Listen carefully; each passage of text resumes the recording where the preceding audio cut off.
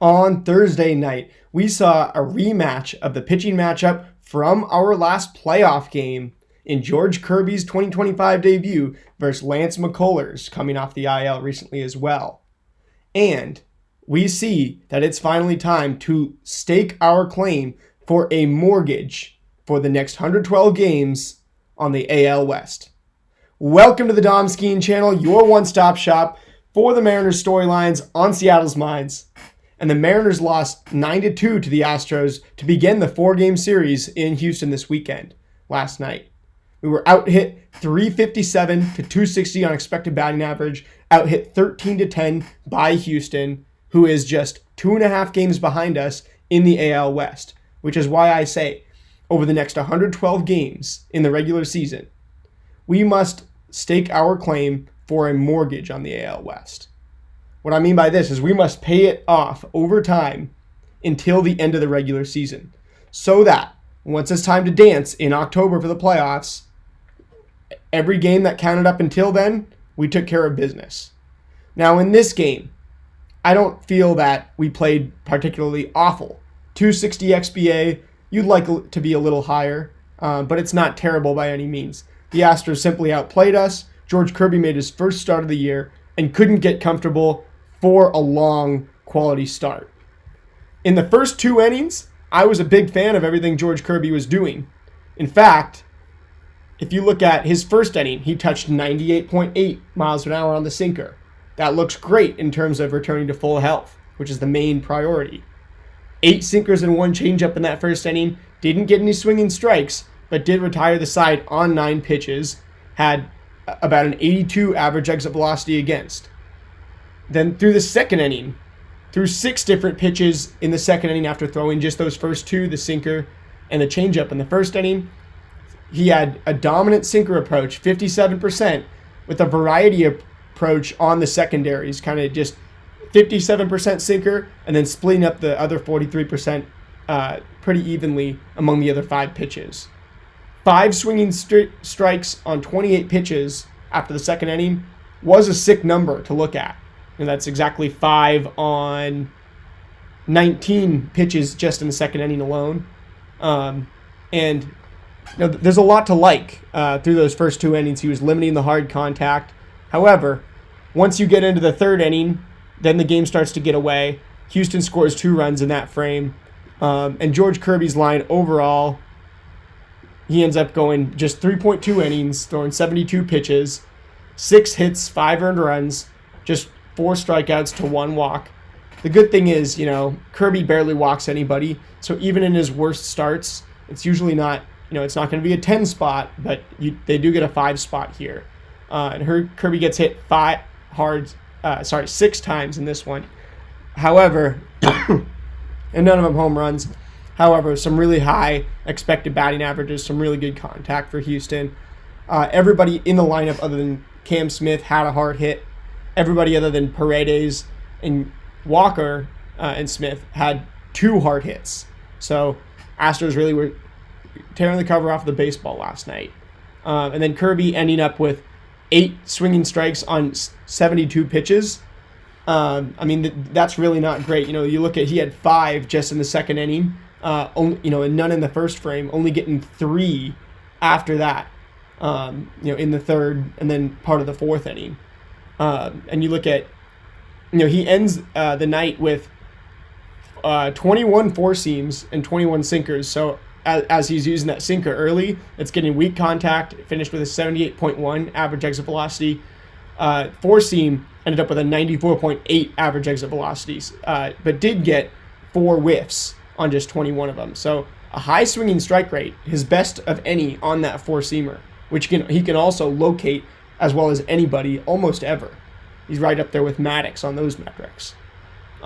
So hopefully, the sinker and the 4-seam can be valuable tools. Didn't get any whiffs on the sinker, but did get some on the 4-seam. So the sinker limits the contact, and then 4-seam gets that swing and miss. He can really attack guys. He can really attack those right-handed hitters with the 4-seamer and then try to get that weak contact off the left-handers with the sinker. Kirby, there's some encouraging signs, but nothing too awesome yet. And I need to make a correction. He actually only threw 5 pitches in this one. I think StatCast might have actually had, they might have actually changed his changeup, which they were calling a changeup early on, and then it ends up being, that might have ended up being the knuckle curve. So then you look at Lance McCullers, only made a few starts as well this year, coming off injury. We hit him pretty hard, 92.3 average exit velocity against, but he racked up 14 swinging strikes on 91 pitches, so he kept us really off balance. That slider, and this is exactly what I thought teams would be doing against the Mariners, as I hypothesized last week. Lance McCullers comes out and throws 43% sliders, 18% knuckle curves, 16% changeups, then just 11% sinkers and 8% four-seam fastballs with 4% cutters. So, he's got the 3 fastball variations really only combining for 23% of his pitch mix, where he's got a slider, a knuckle curve, and a changeup combining for, 77%. 70, that would have been easy math, but 77% of his pitches were breaking balls, including primary slider, and then the main 2 secondaries were the knuckle curve and the changeup. So we weren't seeing any fastballs, as Dan and Edgar are really methodical with the hitting approach, just getting in the hitter's head and saying, hey, get your pitch and don't miss. That's typically a fastball with our team. We hit that fastball well, and we destroyed his four-seam and sinker. Even got pretty good exit velocities on the changeup, seeing that pretty well. But the knuckle curve and slider just destroyed us. 6 whiffs on 39 sliders, 40% swinging strike rate. 5 whiffs on 16 knuckle curves. That's a 56% swinging strike rate. And then even 2 on 15 changeups, a 40% swinging strike rate. So that was the whiff rate that I was reading, not the swinging strike rate. But it still stands that you see a team come out, basically not throw almost any fastballs against the Mariners and have tons of success doing so. Lance McCullers is a guy who really has always been a secondary heavy guy as well, but it's no surprise that it worked here. And even with the high average exit velocities, we just weren't squaring him up. Just racking up the swinging strikes there on us. So our weakness clearly as a lineup is breaking balls, and our strength is fastballs. Looking at the bullpen, Jesse Hahn made his 3rd appearance of the year. Did get hit hard 6 times. However, and he allowed 3 earned runs in his 1 inning of work. Didn't get a strikeout and walk somebody. However, he kind of went in when the game was already out of hand. So not really fair to judge him based on that. 2 swinging strikes on 28 pitches. High average exit velocity against. Obviously just needed to come in there and kind of breathe and get used to being in the majors again. And then from the lineup standpoint, we only put together, we put together 10 hits, but just 2 runs on that. Good situational pitching and defense by the Astros there. Even Lance McCullers earned it with the swinging strike rate, kept us off balance. Then moving into today's game, you're going to have to win this one. If the Astros win this one, they guarantee themselves a series split, and you're playing the next 2 days just to try to catch up. They'll also be 1.5 games behind us. So these next 3 games with the Astros 2.5 back, the division lead is right here for the taking for either team. And if we can go beat them in these 3 games, then we get a 5.5 game lead. So absolutely huge game. The Astros have already put their lineup out. Pena, Paredes, Altuve, Diaz, Walker, Caratini, Myers, Smith, Dubon. We have not. Good things with the lineup. Rowdy Tellez, ex-Woba, has gone through the roof now. And Rowdy's actually got some great expected stats. His expected batting average, 249, isn't really half bad at all. Much higher than was expected. He's got 518 expected slugging, 354 ex-Woba. If Rowdy Tellez keeps his ex-Woba up there with the likes of Randy, who's got 357, Julio's got 355, Cal and Jorge in a league of their own.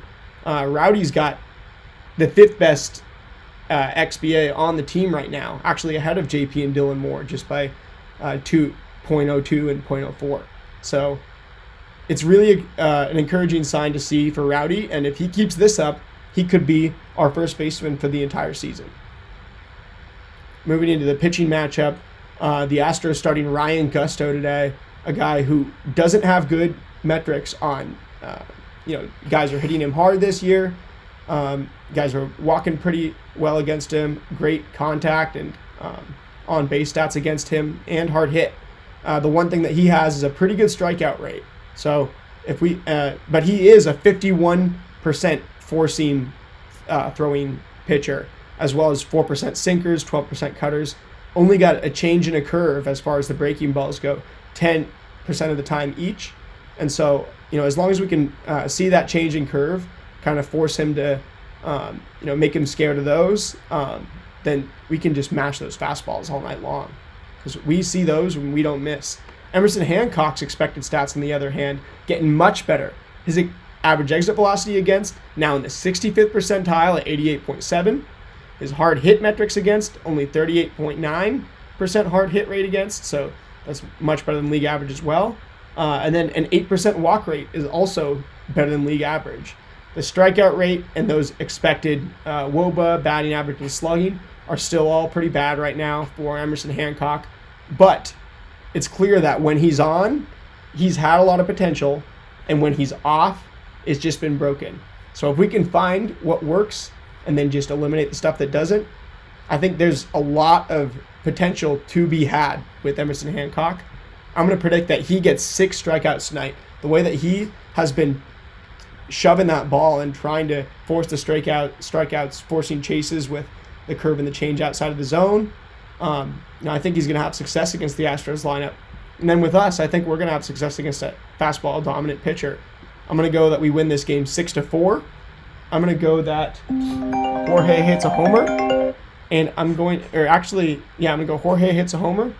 And I'm going to say, we win 6-4. That being said, that's going to do it for this one. I will see you guys tomorrow. Go Ents.